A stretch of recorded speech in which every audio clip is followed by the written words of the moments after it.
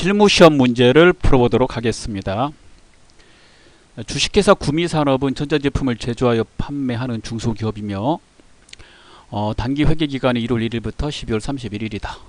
전산세무회계 수업용 프로그램을 이용하여 다음 물음에 답하시오. 자, 1번. 다음은 기초정보 관리에 대한 자료이다. 각각 요구사항에 대하여 답하시오. 첫 번째, 정기 재무제표를 검토한 결과 다음과 같은 오류를 확인하였다. 관련된 재무제표를 적절히 수정하시오. 접대비 제조 250만원이 누락된 것으로 밝혀졌다. 일단 제조에서 제조 관련된 비용 처리 250이 누락된 것이고요. 관련된 재무제표라고 나오면 항상 이 순서대로 점검하셔야 돼요. 제손 이제. 오류 수정을 제조원가 명세서부터 시작했다면 제손 이제 이렇게 가는 거고, 오류가 손익계산서에 의해서 발생됐다면 손이제, 이 순서대로 꼭 점검하셔야 됩니다. 지금은 이제 제조 쪽부터 발생했으니까 제손 이제 순서대로 관련 재무제표를 수정해 보도록 하겠습니다.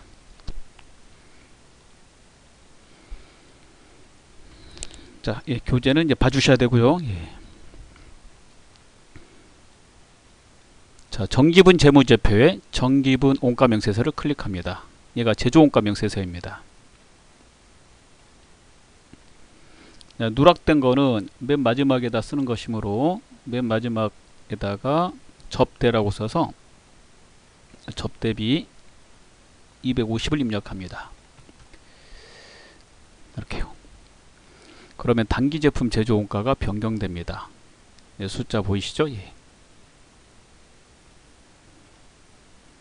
그 다음에 순서대로 가야 되니까 정기분 손익계산서로 갑니다.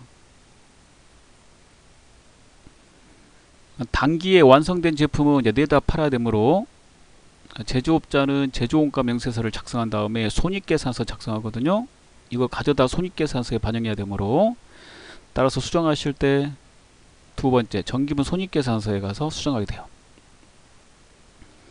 어느 부분을 고쳐주면 되냐면 제품 매출원가의 금액을 눌러서 얘를 고쳐야 되죠. 단기제품 제조원가가 제조원가 명세서의 금액과 같아야 되므로 122030000 이렇게 수정하겠습니다. 이렇게 수정해 주시고요. 확인을 누르면 단기순이익이 변경됩니다. 단기순이익은 이익여금 처분 계산서에 가져다가 작성을 해서 주주의 동의를 받아서 처분해야 되므로 이익여금은 단기순이익 정기분 잉여금 처분 계산서에 반영해 줘야 돼요. 반영하실 때 정기분 손익계산서 수정하셨다면 이 단기순이익 수정하는 방법이 상단의 F6 블록에 누르시면 됩니다. 그러면 수정이 돼요. 이렇게. 물론 직접 치셔도 되고요. 자, 그런 다음에 미처분 이익잉여금이 이제 변경되는데, 미처분 이익잉여금은 이제 주식회사 법인에서 주주들의 처분을 받기 전에 회사가 가지고 있는 이익잉여금으로서 자본에 해당이 되거든요.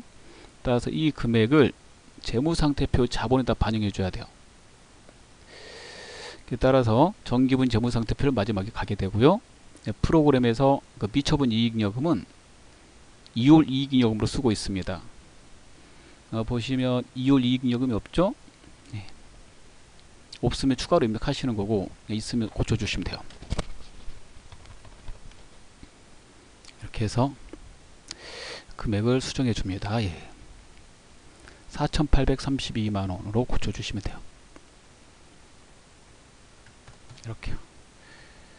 그러면 대차 차익이 없어지게 됩니다. 창을 닫으시면 됩니다. 프로그램에서 미처분 이익잉여금은 2월 이익잉여금입니다. 입력되어 있으면 고쳐주시고, 입력이 안 되어 있으면 집어넣어서 4,832만원으로 고쳐주시면 돼요. 자, 2번 문제 보도록 하겠습니다.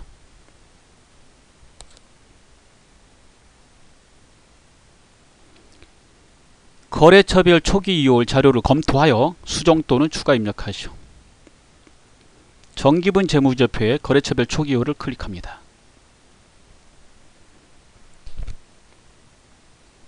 자, 교재 보시고요. 좌측에 외상매출금을 누르고 우측에 해당되는 거래처하고 금액을 확인합니다. 첫 번째 주식회사 한빛실업의 금액을 1,800만원 고치시고 오진기업을 1,200으로 고쳐줍니다. 차액이 0인 걸 보고 빠져나옵니다. 그 다음에 좌측에 외상매입금을 누르고 확인합니다. 시온기업의 금액을 350으로 고치고 지유기업의 금액을 700으로 고쳐줍니다. 두 개가 바뀌어 있어요. 이렇게.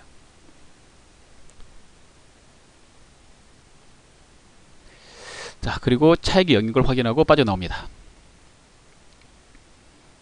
자, 세 번째, 다음 자료를 계정과목 및 조교 등록에 반영하시오. 자, 그대로 입력하시면 되겠습니다. 기초정보관리의 계정과목 및 조교 등록을 누릅니다. 855번에다 입력하라고 되어 있고요. 이렇게 드래그해서 갈 수도 있는데 코드란에 855라고 치면 더 빨리 이동할 수 있습니다. 오른쪽에서 편집합니다.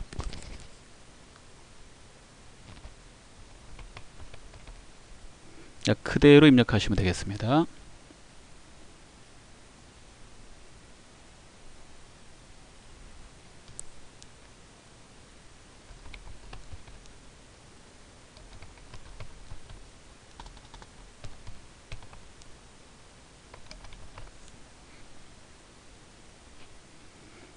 창을 닫고 나옵니다.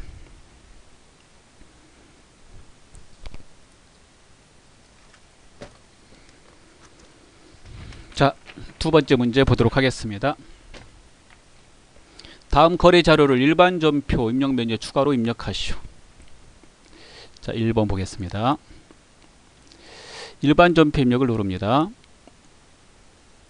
자, 날짜 8월 9일 치시고 국민은행의 이자 수익 중 원천징수 수액 9,240원을 제외한 나머지 금액인 57,60원이 보통예금으로 입금되었음을 확인하였다. 원천징수 수액은 자산으로 처리할 것. 문제를 읽어가면서 계정 과목을 써주시는 게 좋아요.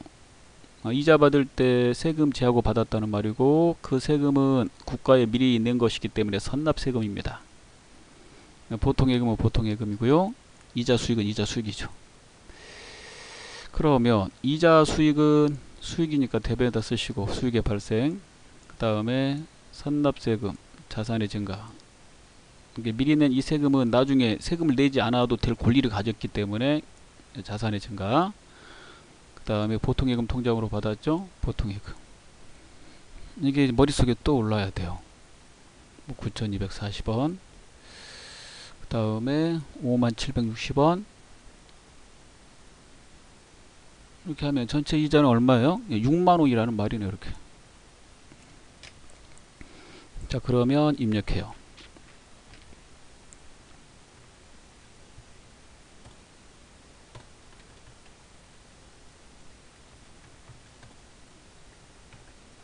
이렇게 처리하시면 되겠습니다. 2번 보겠습니다. 9월 7일. 영업부 직원의 업무 역량 향상 교육을 위해 외부 강사를 초청하여 교육하고 강사료 100만원 중 원천징수세액 33,000원을 제한 나머지 금액은 보통예금 계좌로 지급하였다. 강사료는 직원의 교육과 관계된 것이므로 교육훈련비입니다. 비용은 차변에 써야 되므로 차변에 쓰게 돼요. 이게 이제 강사료 지급을 하면 소득을 지급한 것이고, 소득을 지급할 때 뗀 이 세금은, 회사에서 뗀 이 세금은 우리 회사에서 뗐다 그러면 예수금입니다. 나머지 보통예금 이렇게 되겠죠. 1번하고 구분하셔야 돼요. 이거 우리 회사에서 뗀 게 아니라 상대 회사에서 뗀 거잖아요. 즉 은행에서 뗀 거죠. 그래서 선납세금하고 구분하는 방법은 선납세금은 일반적으로 법인에서는 이자 받을 때만 쓰거든요. 또 한 가지는 중간에 세금 냈을 때. 그래서 소득 중에서 이자 받을 때 법인은 세금 제하고 받고요. 나머지 소득에 대해서는 다 받습니다. 그리고 중간에 또 세금을 낼 때, 그때 선납세금 써요. 그래서 온천징수가 나올 경우에는 이자에 대해서 나오게 되는데, 이자 받을 때 세금 제하고 받으면 그 선납세금이고요. 우리가 돈을 줄 때, 즉 강사료 주고, 그다음 급여 주고, 그 다음에 이자도 주고, 우리 회사에서 만약 이자 줄 수도 있잖아요. 돈을 빌려서 쓰게 되면. 그렇게 당사가 소득을 지급을 할 때 뗀 거는, 당사가 뗀 거는 예수금입니다. 예수금은 국가나 기관에 납부하기 위해서 미리 뗀 돈이라는 뜻이거든요. 근데 돈을 받을 때 세금 지하고 받았다면 우리가 뗀 게 아니잖아요. 상대방이 뗀 거죠. 그럴 때가 바로 선납세금입니다. 두 개를 잘 구분하셔야 돼요. 그대로 보고 회계 처리하겠습니다. 자, 교육훈련비, 판관비로. 자, 예수금. 그 다음에 보통예금. 이렇게 처리하시면 되죠. 자, 3번 보도록 하겠습니다. 10월 1일입니다. 기부 목적으로 학교 법인 세운학원에 300만원을 보통예금 계좌에서 이차했다. 기부금이죠. 네, 비용은 차변, 대변의 보통예금. 4번 보겠습니다. 10월 20일. 수입한 온재료에 대해 관세 200만원, 통관수수료 3만원을 현금으로 지출하였다. 온재료는 재고자산이고요. 재고자산 취득 시에 발생되는, 취득하는 과정에서 발생되는 재비용은 자산 처리하라고 되어 있습니다. 따라서 이거 전부 다 묶어서 온재료 이렇게 들어가는 거예요. 대변 현금 230이 되겠죠. 시험 볼 때 그 전표는 하나의 전표를 입력하기 하는 게 원칙이기 때문에요. 이걸 하나의 전표에다 쓴다면 출금 전표 가능하고요. 출금 전표 용지에다도 하나 다 쓸 수 있고, 또 하나 대체 전표 가능하죠. 그래서 둘 중에 하나로 하면 돼요. 출금 전표로 하든 대체 전표로 하든. 대체 전표로 하면 차변 대변으로 입력하는 걸 말해요, 우리가. 자, 그러면 저는 출금을 해보겠습니다. 차변 대변으로 입력하셔도 됩니다. 예, 둘 중에 하나로 입력할 수 있어.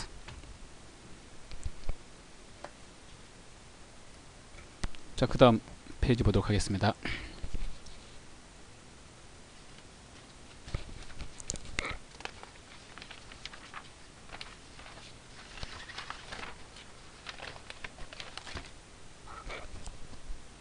자, 5번입니다. 10월 31일 10월 31일 치시고, 다음은 영업팀에서 거래처 임원과의 식사비용을 법인카드로 결제하고 수취한 신용카드 매출 전표이다. 일반 전표 입력하시오. 영업팀에서 거래처 임원하고 식사했다면 이제 접대비죠. 그래서 접대비 판관비로 처리하시고요. 자, 금액은 17만 1,000원. 대변에 카드, 신용카드는 외상이거든요. 나중에 돈을 결제하는 거니까. 자, 그래서 신용카드는 외상인데 이게 지금은 상거래가 아니기 때문에, 즉 상품 원재료 사는 것과 관계가 없기 때문에, 상품하고 원재료를 사고 카드로 결제하면 상거래이므로 그럴 때는 외상 매입금 하는 거지만, 그 외에는 이제 미지급금으로 처리하죠. 그래서 미지급금. 자, 미지급금은 이제 거래처 입력 대상이므로 거래처를 입력하시면 되겠어요. 카드로 결제했을 때는 카드사를 넣어줘야 됩니다. 거래처. 자, 비용의 발생, 부채의 증가, 이렇게 됐죠. 자, 6번을 보도록 하겠습니다. 11월 17일입니다. 주식회사 광주로부터 온재료 700만원 가치로 구입하기로 계약하고 계약금 70만원을 당좌수표를 발행하여 지급하였다. 잘 보시면 온재료는 아직 받지 않았죠. 여기까지 보면 계약서만 쓴 거죠. 거래가 아닙니다. 회계 처리하시면 안 되고. 계약금 준 거는 거래 맞죠? 계약금의 계정에는 이제 선수금, 선급금이 있는데, 매입과 관련된 거는 이제 선급금이죠. 지급했다라는 말, 이런 힌트도 보이고, 그래서 줄급, 선급금, 자산의 증가. 물건을 받을 권리가 생겼으니까 이게 채권이거든요. 거래처 넣으셔야 되고, 당좌수표 발행하면 당좌예금. 이렇게 되는 거죠. 700만, 계약금은 70만원씩 써주면 되죠. 그리고 선급금에 거래처 넣어야 되는 거. 답을 좀 쓰실 때도 입력할 때 거래처 빼먹지 않도록 하기 위해서 이렇게 좀 써주면 더 좋아요. 이렇게 자, 그럼 입력합니다.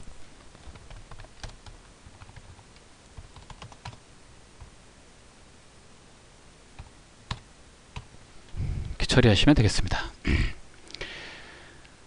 자, 2번 보도록 하겠습니다. 3번 보도록 하겠습니다. 다음 거래 자료를 메인 매출 전표 입력 메뉴에 입력하시오. 자, 1번 7월 29일. 자, 전표를 바꿔주시고요. 날짜를 쳐주시면 되겠습니다.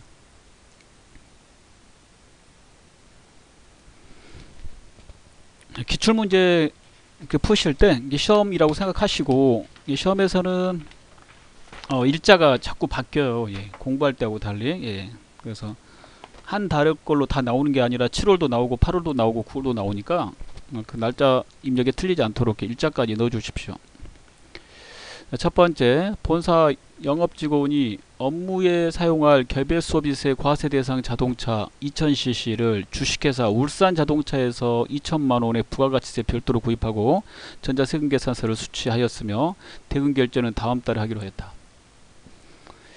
세금계산서를 받았는데, 자, 그 승용차가 2000cc이므로 부가세 공제가 안 되죠. 자, 그럴 때 이거 54번 불공이죠. 예. 공제되면 51번 과세로 해야 되고요.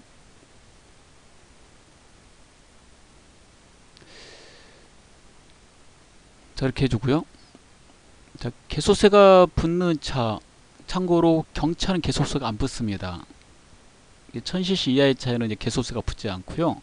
1000cc 초과되면 개소세가 붙고, 이런 승용차는 이제 공제가 안 돼요.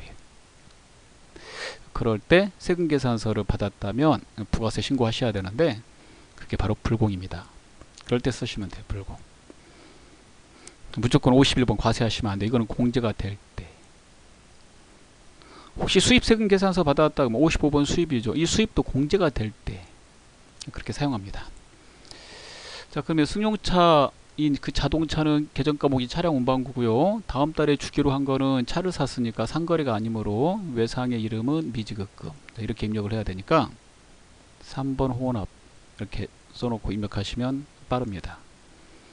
꼭 채점이나 이런 거 하고 싶다 그러면 계정과목을 이렇게 써놓으시고, 메인 매출 전표 입력을 다 써놓고 여기다 입력을 하게 된다면 시험장에 가면 시간이 부족해요. 그래서 회계 처리하는 내용까지 다 써놓고 집에서 채점하겠다고, 예, 그럼 시간이 부족합니다. 이 정도만 써놓고 입력을 하시면 그 시험 당일날 집에서 채점하는데 지장은 없어요. 본인이 알아보면 되는 거죠.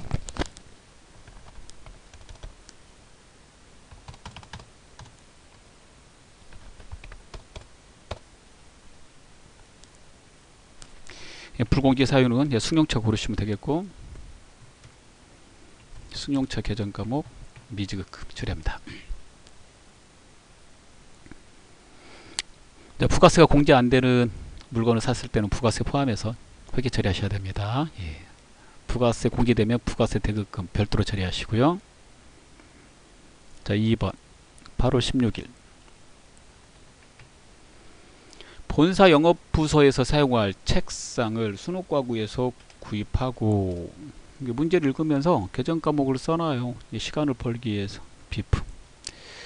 자, 부가가치세 포함해서 220만원의 현금으로 지급하고 현금 영수증을 수령했다. 61번 현과죠. 이렇게 밑에서 골라낼 수 있어야 돼요. 61번 현과. 예. 밑에 메인 쪽 보고 이제 알아내시면 되죠. 책상은 비품으로 처리할 것. 그렇게 하려고 그랬잖아요. 전액 현금으로 지급했으니까 회계 처리는 1번 현금. 이게 제일 빠른 입력이죠. 자, 현과, 카과, 건별은 부가세 포함해서 입력합니다. 따라서 그대로 입력을 해줘.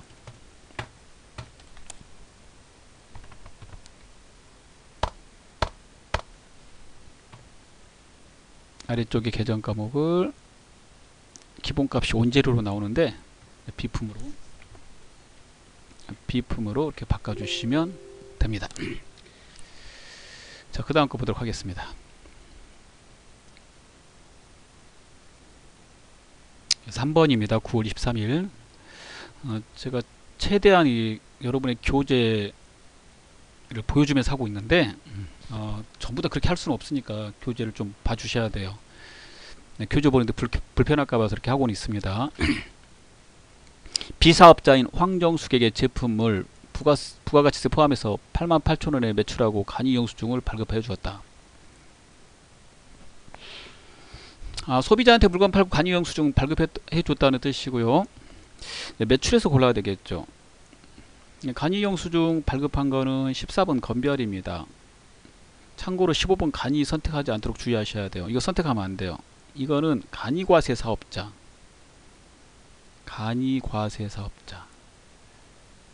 간이과세 사업자가 영수증 발행했을 때 쓰는 거고, 이거는 개인 회사만 해당이 되죠. 참고로 우리 회사는 법인입니다.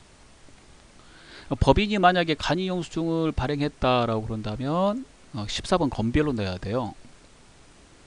14번 건별은 어느 경우에 사용하냐면 시험 문제 나오는 걸로 분석해 보면 간이영수증 발행했을 때, 그 다음에 신용카드 현금 영수증이 아닌 그냥 일반 영수증 발행했을 때, 영수증 이렇게 써져 있는 거, 그 다음에 뭐 거래명세서 발행했을 때, 또는 아무것도 발행 안 했을 때, 이럴 때 쓴다고 보시면 돼요. 네, 그리고 건별도 부가세 포함해서 입력합니다. 부가가치세 포함해서. 현금 매출했다라고 되어 있으니까 회계 처리는 가장 빠른 분계번호 1번으로 하겠습니다. 자, 그럼 넣어볼게요. 자, 부가세 포함해서 88,000원 넣고 황정숙 1번 이렇게 처리하시면 됩니다. 상단 하단으로 되어 있는데요. 상단의 공급처는 생략할 것이라는 말이 없으면 무조건 넣으셔야 돼요. 이거 넣지 않으면 감점이 됩니다. 무조건 넣으셔야 돼요. 자, 그 다음 4번 10월 21일 해피상사의 제품을 판매하고 다음과 같이 전자세금계산서를 발급했다. 10월 21일이죠. 전자세금계산서 발행했으니까 11번 과세 이렇게 하면 되겠죠. 매출에. 예. 그럼 나머지 보고 넣으면 돼요. 보고 넣어야 되니까 이렇게 보고 그대로 넣으면 되죠.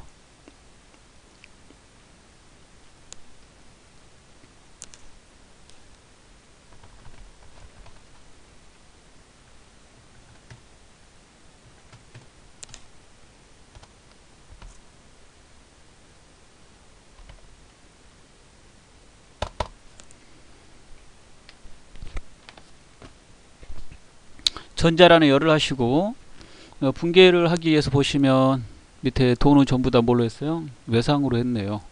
네, 제품을 팔고 외상하면 외상매출금입니다. 외상매출금을 회계 처리하고 싶으면 분계번호 2번입니다. 2번을 선택하면 매출에서는 외상매출금이 찍혀요. 앞에서 좀 말한 대로 상단의 공급처는 반드시 넣으셔야 되고요. 하단의 이제 거래처는 채권 채무에만 넣으면 되는데 여기는 외상매출금의 거래처가 들어가 있어야 되죠.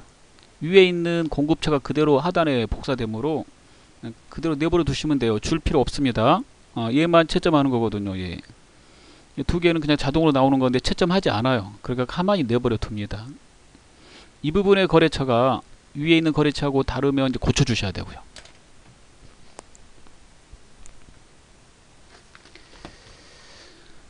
자, 그 다음 5번입니다. 11월 9일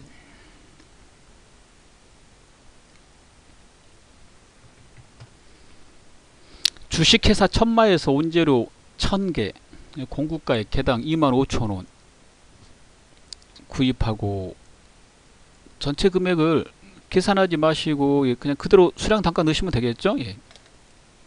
시간을 벌기 위해서 전자세금 계산서를 받았다. 공제되죠? 51번 과세 이렇게 세금계산서를 받았고 공제됩니다. 그 다음에 돈을 줘야 되는데 1000만원은 제품을 판매하고 받아 보관 중인 주식회사 개포의 약속금, 제품 팔고 받은 거니까 받으러옴이고 이 거래처가 주식회사 개포라는 거죠. 나머지 잔액은 30일 후 주기로 하였다. 외상이죠. 외상인데 언제로 사왔으니까 외상의 이름 뭘로 해야 돼요? 외상매입금. 외상매입금은 원재료하고 그리고 상품 사왔을 때 쓰는 거고, 그 외의 외상은 미지급금을 사용합니다. 이제 이렇게 입력하려면 이제 3번 혼합이고요. 자, 입력하실 때 주의할 점은 받으러움의 거래처를 바꿔야 된다는 거죠.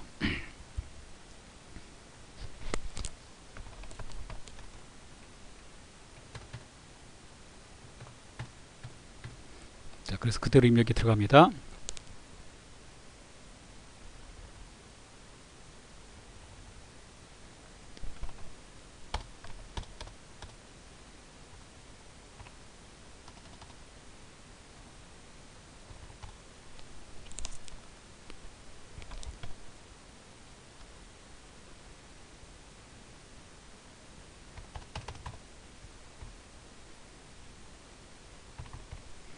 자, 이렇게 처리하면 되죠.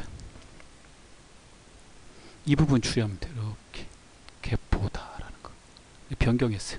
하단에 거래처 변경하고 싶을 때 이 거래처란의 코드 자리에다가 한글 치시면 됩니다. 예. 이렇게. 다음 문제 보도록 하겠습니다. 1월 17일입니다. 미국 소재한 LA 상사의 제품을 4,000달러에 직수출하기로 하고 제품을 선적 완료했다. 수출했다는 말이네요. 수출 대금은 차후에 받기로 하였으며 선적의 시점 기준 환율은 1달러당 1,150원이다. 제품을 팔고 돈을 나중에 받기로 했으니까 계정 과목은 외상 매출금 써주셔야 돼요. 이거 외상의 이름은 외상 매출금. 그리고 직수출이므로 이제 부가세는 없고요. 대변의 제품 매출이죠. 이렇게. 자, 그리고 이 환율 곱해가지고 금액을 넣으실 때 4,000달러 넣는 게 아니라 자국의 통화로 회계 처리해야 되니까 곱해서 입력하는 거고요. 예. 그 다음에 뭐 0세율 구분은 이제 직수출 골라주면 됩니다. 직수출은 16번으로 입력하죠. 16번 수출. 예.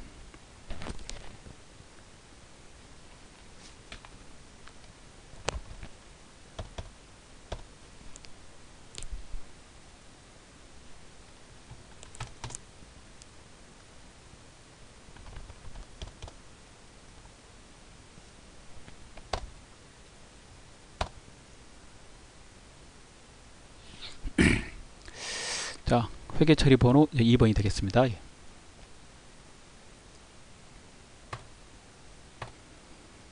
자, 이렇게 처리하면 됩니다.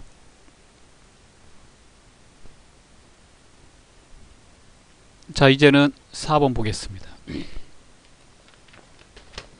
자, 4번은 오류를 수정하는 문제입니다. 자, 계속 보시면 문제가 어떤 스타일로 나오는지 아실 거예요. 일반 전표 입력 및 메인 매출 전표 입력 메뉴에 입력된 내용 중 다음과 같은 오류가 발견되었다. 입력된 내용을 확인하여 정정하시오. 그러니까 내용을 읽어보시고 부가가치세하고 관계되는 내용이 나오면 메인 매출 전표 입력에서 수정하시면 되겠고요. 그러지 않으면 일반 전표에서 수정하시면 되겠습니다.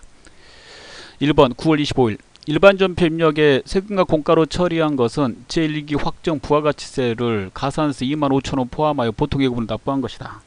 단 6월 30일자 부가가치세 회계 처리를 확인하고 가산세는 세금과 공가로 처리할 것. 부가가치세하고 관련된 내용을 잘 모르면 6월 30일자를 보시는 게 좋아요. 일반 전표 입력을 누르고 6월 30일 봅니다. 자, 부가가치세 신고는 법인은 분기별로 합니다. 그래서 3개월 단위로 하는데 3개월치 부가세 내야 될 예수금, 그 다음에 공제받을 대급금을 정산하는 거예요.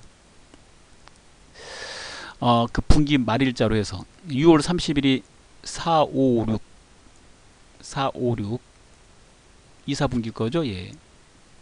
부가가치 신고하고 관련된 용어로 말하면 1기 확정인데 1기 확정과 관계되는 거 정산하고 싶다면 6월 30일자로 하는 거고, 부가세 예수금 부채 대변에 있는 걸 차변으로 옮기고 국가한테 내야 될 거죠. 매출세. 공제받을 거 차변에 있는 걸 대급금으로 써서 대변으로 옮깁니다. 그러면 이게 두 개가 되는 거죠. 매출세액 빼기 매입세액 하면 매출세액이 더 많아요. 부가가치세는 이제 다음 달 25일까지 신고하는 것이므로 아직 세금을 내지 못했으니까 미지급 세금을 잡아놓은 거죠. 미지급 세금은 소득세, 법인세, 부가세 아직 내지 못했을 때. 이걸 지금 납부했다라고 한 거예요. 자, 그리고 납부를 하긴 했는데 제때 납부를 안 하다 보니까 가산세가 나왔고, 가산세는 세금과 공과로 처리하라고 되어 있습니다. 자, 그러면 이걸 수정을 위해서 9월 25일에 가는 거예요. 자, 미지급 세금으로 돼야 되는데 세금과 공과로 되어 있으니까 틀린 걸 알 수가 있어요. 미지급 세금으로 바꿔요. 그 다음에 가산세까지 한꺼번에 처리가 돼 있잖아요. 이 금액을 갖다가 고쳐줘야 돼요. 방금 전에 본 금액을 보고 고칩니다.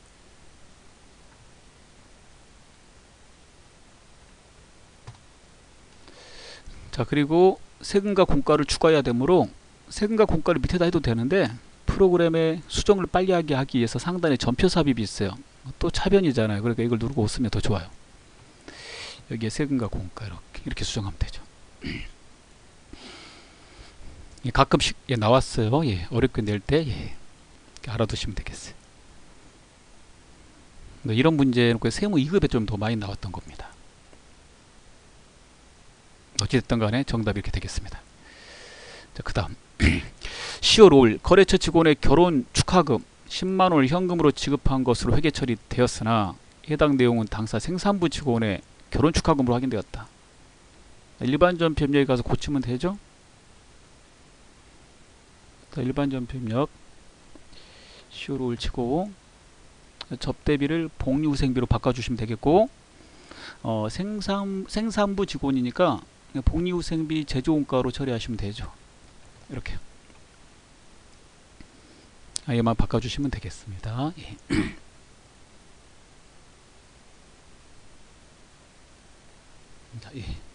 자, 그 다음 거 보도록 하겠습니다. 네, 결산입니다. 결산은 이제 수동하고 자동이 있고요. 표시를 해요. 1번 수동이네요. 2번 감가상각 자동, 3번 자동. 수동을 먼저 풀어야 되고요. 그 다음에 자동을 풉니다. 자, 1번 문제. 수동은 일반 전표에다 입력하는 거예요. 일반 전표 입력. 자동은 결산자료 입력에다가. 기말 현재 우리은행 차입금 3년 만기. 장기 차입금이죠. 상환기간이 1년 이내로 도래하였다. 장기 차입금의 상환일이 결산일 현재 1년 이내로 도래하면 계정 과목을 바꾸라고 되어 있어요. 어떤 계정으로 대체하라고 되어 있냐면 유동성 장기부채로. 그래서 유동성 대체를 위한 요건은 모두 충족되었다고 가정한다. 자, 그러면 장기 차입금 없애야 되니까 부채 감소 차변 에다 써주시고, 그 다음에 대변의 이름을 외우세요. 유동성 장기부채. 유동부채로 바꿔줘. 1년 내에 갚아야 되므로. 둘 다 거래처 넣어야 돼요. 둘 다 거래처 우리은행 들어가야 됩니다. 자, 이거는 일반 전표 입력을 누르시고 12월 31일 친 다음에 결산일. 지금 결산 문제입니다. 기말. 차변에 장기차입금 우리은행, 대변에 유동성 장기부채 우리은행. 이렇게 되죠. 그 다음에 자동은 결산 재무제표에 결산자료 입력을 통해서 입력합니다. 클릭하시고 날짜는 회계기간을 입력합니다. 1월부터 12월. 그런 다음에 첫 번째 건물, 영업부서에서 쓰고 있는 건물 감가상각하라고 되어 있는 거 있죠. 영업부서니까 판매비와 일반관리비, 감가상각비, 건물. 결산 반영 금액란에다 입력을 하는 건데요. 감가상각비 계산을 이제 직접 하라고 되어 있네요. 정액법의 공식은 취득공가 빼기 잔존가치 나누기 내용연수 이렇게 되고요. 이거 1년간 사용했을 때 연 1년치 감가상각비입니다. 만약 1년간 사용하지 않았다면 그 해당되는 기간만큼 계산을 해야 돼요. 1년간 사용한 거고, 만약 1년간 사용 안 했다. 6개월만 사용했다 그러면 여기다 6개월치 곱하기 6개월과 관계되는 시기 들어가야 되겠죠. 12분의 6 달로 계산하게 된다면 이런 식으로. 근데 1년간 사용했는지 안 했는지 잠깐 볼게요. 1월 1일 날 작년 1월 1일 날 취득했네요. 참고로 정액법은 매년 금액이 같은 거죠. 작년 1월 1일 날 취득했으니까 작년에 1년간 감가상각을 했을 거고 올해도 또 1년치 감가상각 하는 거죠. 매년 똑같은 금액이므로 공식에는 이상 없고요. 그래서 그대로 계산하면 되는 거죠. 5천만원 나누기 50 빼기 0 나누기 50 이렇게 해서 계산기 가져가는 거니까 100만원. 얘를 여기다 집어넣습니다. 결산 반영 금액란에다 건물 라인에다 잘 맞춰서 넣으시면 되겠어요. 그 다음에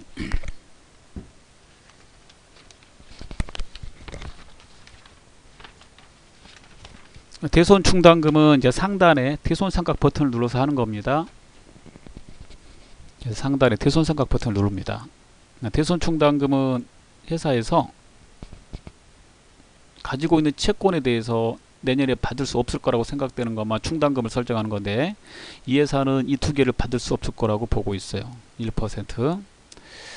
상단에 대손 삼각 버튼을 눌러줍니다. 이렇게 이 두 개만 못 받을 거라고 생각하니까 이 두 개만 설정할 거죠. 1% 확인하시고 나머지는 설정 안 할 거예요. 다 받을 거나 보죠. 지웁니다. 지울 때 0이라고 치거나 스페이스 엔터를 칩니다. 이 두 개의 금액을 확인해요. 그리고 결산 반영을 탁 눌러주면 여기 들어가죠. 판관비 밑에 대손 삼각란에 들어간 거 확인했어요. 이렇게 되고 나면 회계 처리하라고 마지막에 전표 추가를 누릅니다. 다 입력하시고 한 번만 누르는 거예요. 전표 추가는. 예. 그러면 추가됐다고 나와요. 자동 결산 분기가 완료됐다. 창을 닫고 나옵니다. 자, 6번을 보도록 하겠습니다. 다음 사항을 조회하여 답안을 이론 문제 답안 작성 메뉴에 입력하시오. 장부조회 문제입니다. 일기 확정, 부가가치세 신고 기간 중 과세표준과 납부세금 각각 얼마인가 이런 거 보려면 부가가치세 신고서. 장부조회 잘 하시려면 교재 실무편에 보면 그 장부조회 편이 있는데 거기 맨 앞에 서머리 해놨어요. 그래서 어떤 거 찾고 싶을 때는 어느 장부에 간다라고 자세히 설명되어 있으니까 그걸 보시고요. 시간이 안 되시면 앞에 핵심 정리만 보셔도 장부조회 빨리 할 수 있습니다. 그 문구를 잘 기억하셔가지고 장부에서 조회하는 연습을 하시면 빠른 조회가 되고 좀 더 정확하게 조회할 수 있어요. 그냥 모든 장부를 찾겠다 그러면 안 돼요. 그래서 이거 문구 보면 이거죠. 예, 부가가치세 신고서. 그 다음에 5월 중 현금으로 지급한 판관비 중에서 소모품비. 현금으로 지급했느냐 현금이 아닌 걸로 지급했느냐 이런 거 조회할 때 올 단위로 조회하고 싶으면 올개표를, 일 단위로 조회하고 싶으면 일개표를 이렇게 쓴다고 그랬잖아요. 그래서 여기서 조회하시면 돼요. 그 다음에 3월 31일 현재 유동자산에서 유동부채를 차감한 거. 재무상태표는 보통 어렵게 나오면 정기가하고 비교해서 나오는데 단기 거만 가지고 계산하는 거니까 좀 더 뭐 편하겠죠. 자, 그러면 찾아보겠습니다. 자, 부가가치세 신고서 클릭. 부가가치 메뉴에 있습니다. 날짜가 잘 나와 있는데 날짜가 안 나오는 경우도 있으니까 일기 확정의 날짜가 4월부터 6월입니다. 저 원하는 정답은 과세표준은 9번입니다. 9번이 과세표준. 이거 보이시죠? 예. 옆에 가번은 매출세액. 그 다음 납부세액은 이 자리죠. 27번 보이는데 여기 맨 밑에. 이 두 개가 정답이 되겠습니다. 자, 빠져나오실 때 저장하지 마시고요. 자, 그 다음 두 번째. 일개표, 월개표를 클릭합니다. 장부관리에 있습니다. 이건 한 달이니까 일개표 탭도 되는데 월개표로 보도록 하겠습니다. 5월에서 5월을 입력합니다. 자, 판매비와 관리비에 가서요. 소모품비를 찾아요. 찾은 다음에 현금으로 지급한 걸 찾게 됩니다. 이거 현금 출납장에서 조회하면 상당히 힘듭니다. 현금으로 지출한 거, 현금이 아닌 걸 지출하면 대차량 본다고 그랬죠? 이 비용은 차변이니까 이 표에 보면 차변란을 봐야 돼요. 정답입니다. 이렇게. 그 다음에 마지막으로 결산 재무제표에 있는 재무상태표 눌러가지고 3호를 칩니다. 단기 거만 보는 거죠. 보통은 이제 정기말 대입 이렇게 물어보는데 이건 단기 거만 가지고 하라고 되어 있고요. 유동자산 금액에서 유동부채를 빼라고 되어 있네요. 예. 이거 하실 때 오른쪽 계산기 사용하셔도 돼요. 계산 누르면 이렇게 뜨는데요. 이게 이렇게 보여도 좋은 점이 있는 게 뭐냐면 이렇게 숫자가 이렇게 지저분할 때 있잖아요. 복잡할 때 복사해서 붙일 수가 있어요. 컨트롤 C, 컨트롤 V 이게 됩니다. 그래서 이것도 편해요.